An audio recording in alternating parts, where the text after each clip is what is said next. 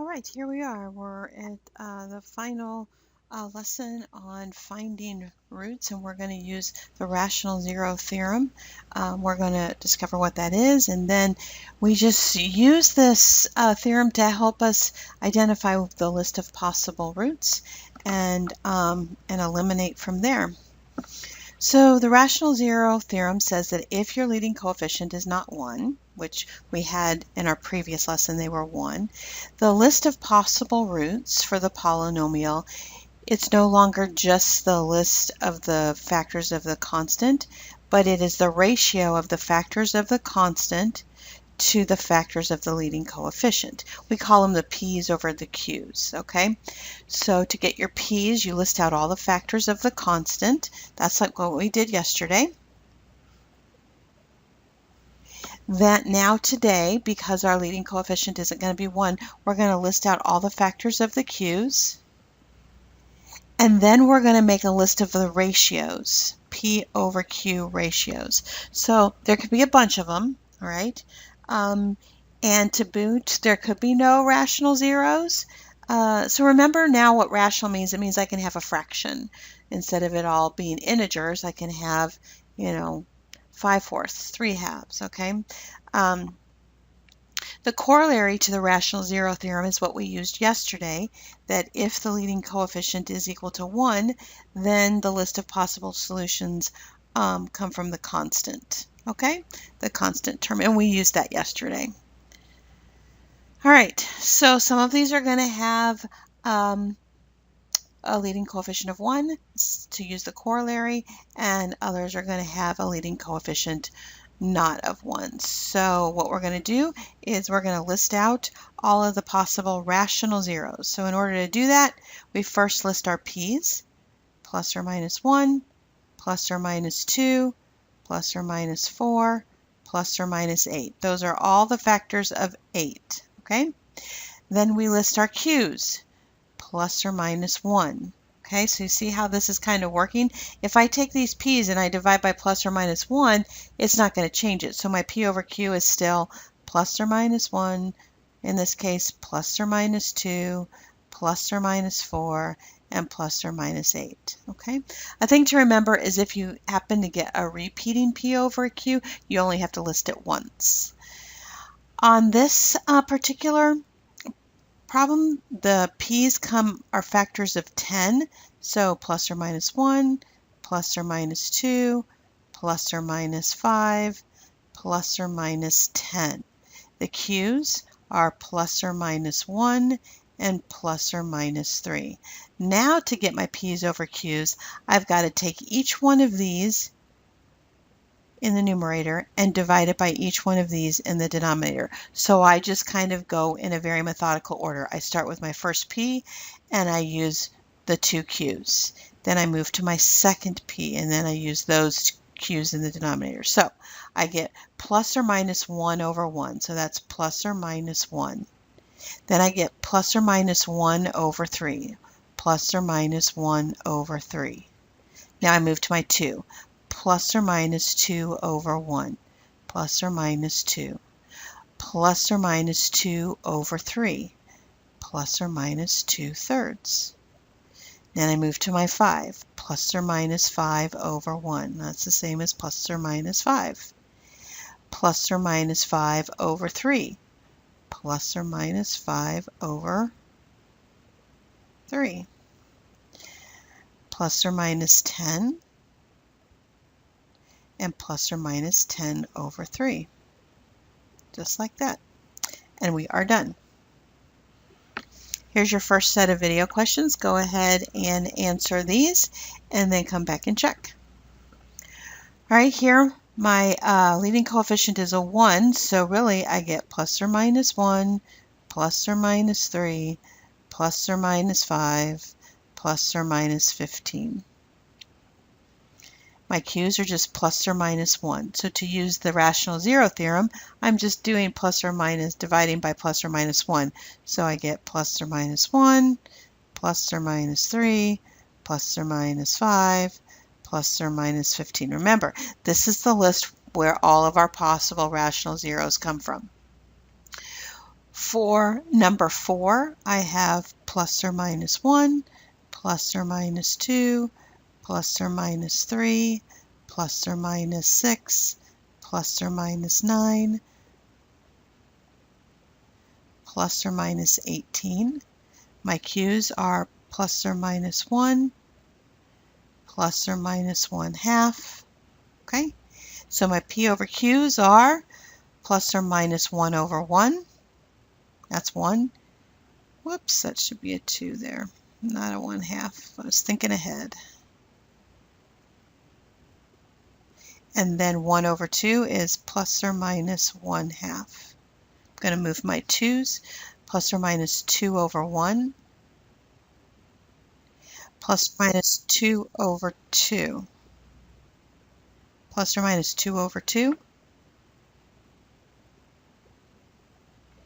That's already plus or minus 1, and I have that. Plus or minus 3 over 1, plus or minus 3 over 2, plus or minus 6 over 1, plus or minus 6 over 2. I already have that. That's plus or minus 3. Plus or minus 9, plus or minus 9 over 2, plus or minus 18, plus or minus 18 over 2. Well, that's 9. I already have that. There we go. All right, so if you are asked to find all the rational zeros, they are not expecting you to find the irrational, like use the quadratic formula, or the complex ones. They're just asking you to find the integers and fractional zeros, but not irrational or complex. So here's number 5. We have x to the 4th plus 3x cubed minus 7x squared minus 27x minus 18. So my total number of zeros is 4. The maximum positive, well, that's 0. That's 1 change. That's no change. That's no change. So I just have 1 change. And then for my maximum negatives, I have to plug in f of negative x. I'm going to try and plug it in here. And I get negative x to the 4th plus 3 times negative x cubed minus 7 times negative x squared minus 27 times negative x.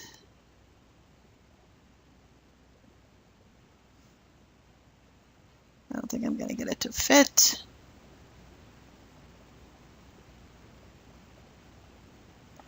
And then minus 18. Okay, so this gives me x to the 4th minus 3x cubed minus 7x squared plus 27x minus 18.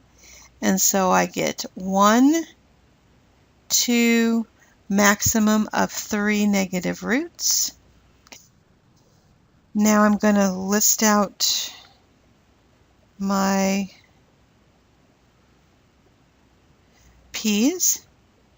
Plus or minus 1, plus or minus 2, plus or minus 3, plus or minus 6, plus or minus 9, plus or minus 18. My q's are just plus or minus 1. So my p over q's are just the list of my q's.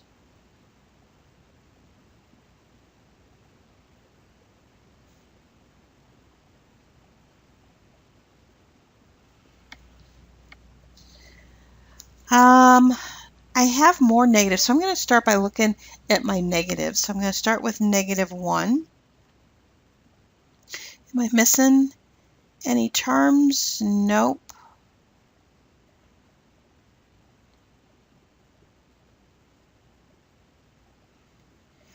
bring down my 1.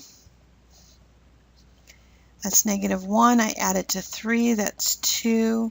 That's negative 2. I add it to negative 7. That's negative 9.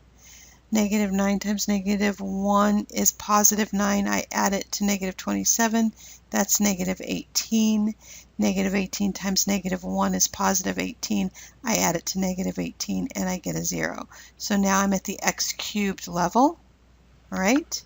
Now I would check, if I were you, I would check negative 1 again, but it doesn't work. So now I know that because I tried it. And now I'm going to try negative 2. I'm going to bring down my 1. 1 times negative 2 is negative 2, plus 2 is 0. 0 times negative 2 is 0, plus negative 9 is negative 9. And negative 2 times negative 9 is positive 18, and when I add it to negative 18, I get 0.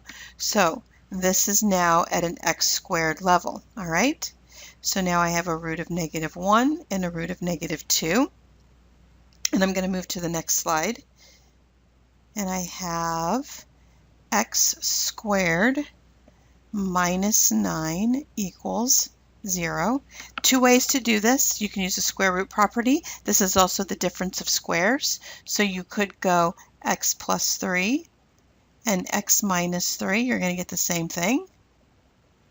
And so this gives me negative 3, 0 and positive 3, 0 to go along with my negative 1, 0 that I found by synthetic division and my negative 2, 0 that I found by synthetic division. So we end up with 4 real or rational zeros, 3 negative, and 1 positive. Okay. All right. Let's try this next one. So we are going to find all the rational and complex because it says find all the zeros. So it's rational and complex. Okay. So our total number of zeros is going to be 4. None of them are going to be positive because I don't have any sign changes. So if I check f of, I'm trying to find a good place to check f of negative x. Well, I'm going to go to this last slide over here and do it kind of small down here. F of negative x. So I'm going to get 2 times negative x to the 4th plus 11 times negative x cubed plus 26 negative x squared plus 29 times negative x and then plus 12. So this is going to give me 2x to the 4th positive. This is going to go negative 11x cubed. This is going to go plus 26x squared minus 29x and then plus 12. So this is a plus. So that's 1 change, 2 change, 3 change, 4 changes. So the maximum number of negative solutions is going to be 4 this time. I'm going to use synthetic division to depress the polynomial, so I'm going to do it twice so that I get to an x squared level. So my p's are plus or minus 1, plus or minus 2, plus or minus 3, plus or minus 4, plus or minus 6, plus or minus 12. Those are all factors of 12. My q's are plus or minus 1, plus or minus 2. So my p over q's, 1 over 1 is 1, plus or minus 1. 1 over 2 is a half, plus or minus a half. Remember, we don't need repeats. 2 divided by 1 is 2. 2 divided by 2 is 1. We already have it. 3 divided by 1 is 3. 3 divided by 2 is 3 halves. 4 divided by 1 is 4. 4 divided by 2, already have it. 6 divided by 1 is 6. 6 divided by 2 is 3, I already have it. 12 divided by 1. 12 divided by 2 is 6, I already have it. All right, I'm not going to test any positive roots, only negatives, and I'm going to start with -1. Make sure you're not missing anything. So I have 2 and 11 and 26 and 29 and 12. All positives. So I'm going to try -1, and that's 2 times -1 is -2, plus 11 is 9. 9 times -1 is -9. Plus 26 is 17. 17 times -1 is -17, plus 29, that's 12. 12 times -1 is -12, plus 12 is 0. So that takes me to an x cubed level. I tried -1 again just to see if I had multiplicity. I did not. So I'm going to move to a negative, just for the sake of time, I'm going to try -3/2. I'm going to bring down my 2. 2 times -3/2 is -3, so that gives me a 6. 6 times -3/2 is -9, so that gives me an 8. 8 times -3/2 is -12.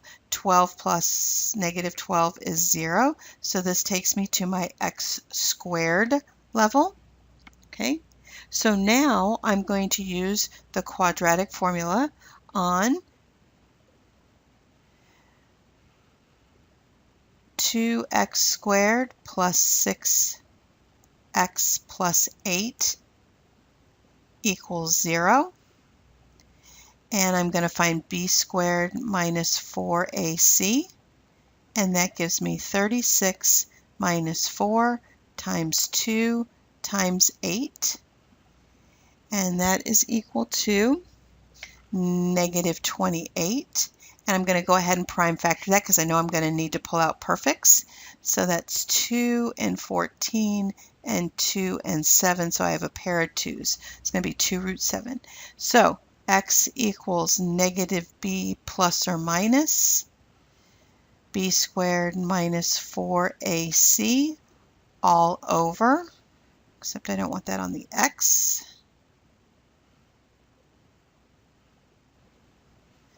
Uh, 2a. Why does it do that?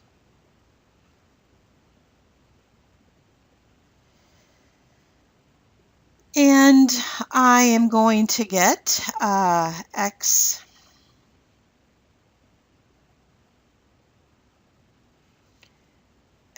equals -6 plus or minus b squared minus 4ac, that's -28 all over 4. So now I'm going to simplify. X equals -6 plus or minus 2i root 7 over 4, and I'm going to divide top and bottom by 2, right?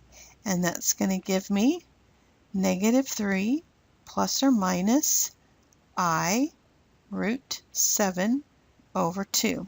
So I have, in terms of solutions, I have -1, 0, and I have -3/2, 0, and then I have -3, these are my complex ones, plus or minus, this is my calculation from before, I root 7 over 2. All right, these are my real rationals, and these are my complex. All right, this is our assignment for tomorrow. Thanks for listening, and I will see you tomorrow.